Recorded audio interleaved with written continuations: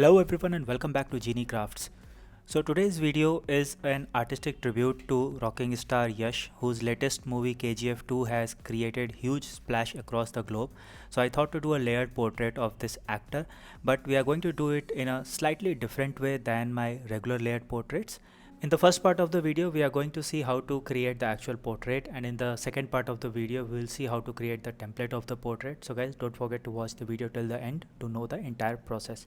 Now let's get started. So here is the actual photograph based on which this portrait has been created, and as you can see, I have ditched the original colors, and you will see at the end of the video how to get the portrait layers in your own colors.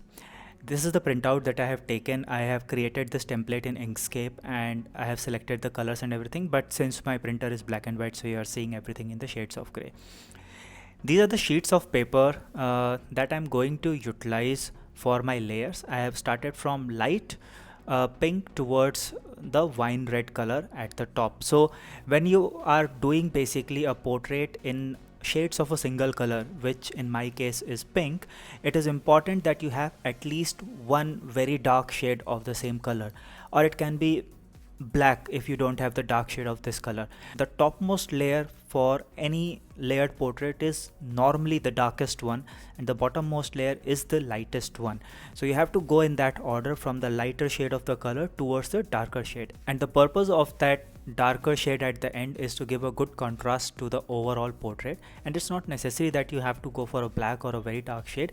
Whatever level of darkness of your color gives a good contrast to the rest of the portrait, you can go with that color. One of the biggest advantages of generating layered portrait template from Inkscape is that you get a separate template for each layer, that is a separate template for each color of the different layers of your portrait, which makes it easier to cut because you don't have to put your brains into what to cut and what not to cut. The process is very simple for each layer.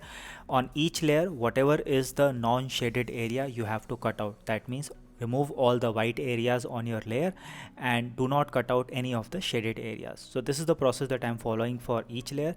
I have started with layer number 2 because in my template there was nothing to cut on layer number 1, as it is going to act as a background layer.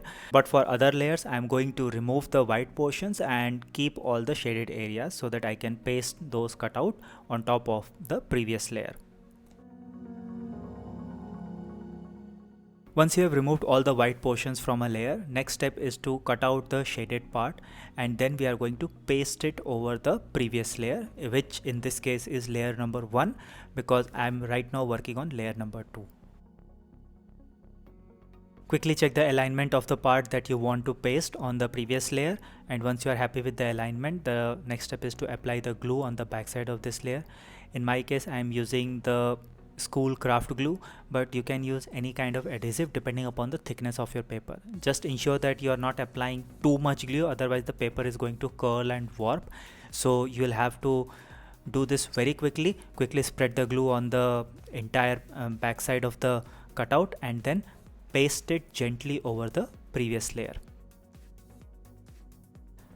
One of the key factors that makes a layered portrait really beautiful or average is the amount of details that you are able to capture in the layers.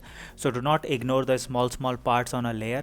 Try to capture as many small pieces as possible and paste them in the appropriate places so that the final look of the portrait is really good.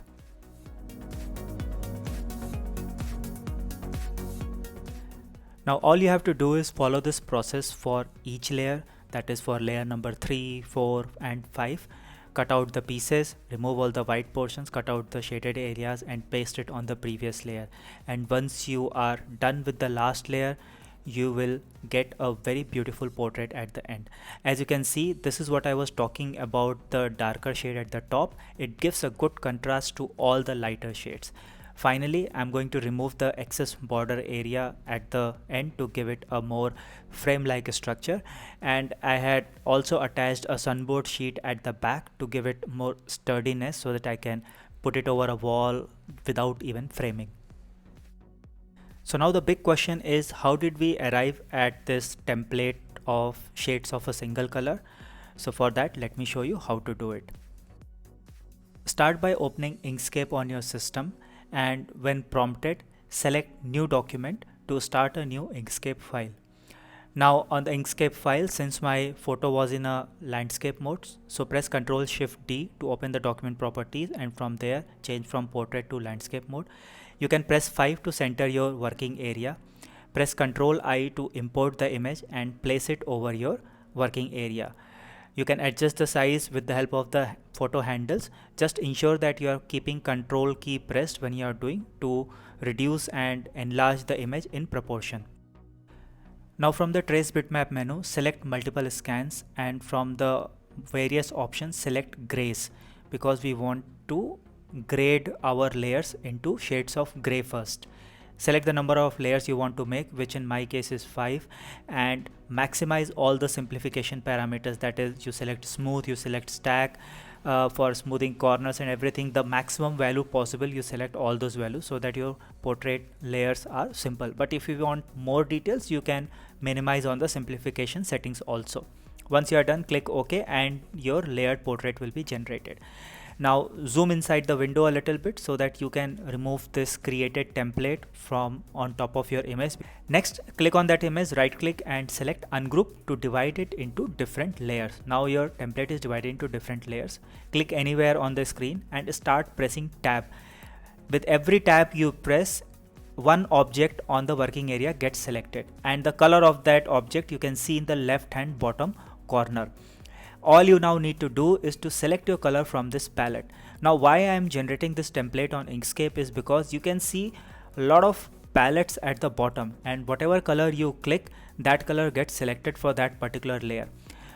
The benefit here is that it gives shades of the same color so that you have a good visualization of how your final portrait is going to look like. So that's how I arrived at the shades of the different color, and that was one of the reason that why I had chosen grays option at the beginning when I was generating the template, because with grays you can clearly visualize the lighter tone to the darker tones. If you had chosen colored option, then the image would have been divided into multiple colors, and it's a little bit difficult to distinguish between different colors, which one is lighter and which one is darker. But when it's in the shades of grays or in the shades of same color, it becomes easier. So that's how I created this particular template. Once the different layers are ready, all I need to do is to select all the layers, copy it, and then I launched my PowerPoint window and I pasted the entire group of layers onto my PowerPoint. In PowerPoint, it gets pasted as a single Inkscape object. So first right click and convert it to a shape, then right click again and under the group ungroup it so that it is divided back into the different layers.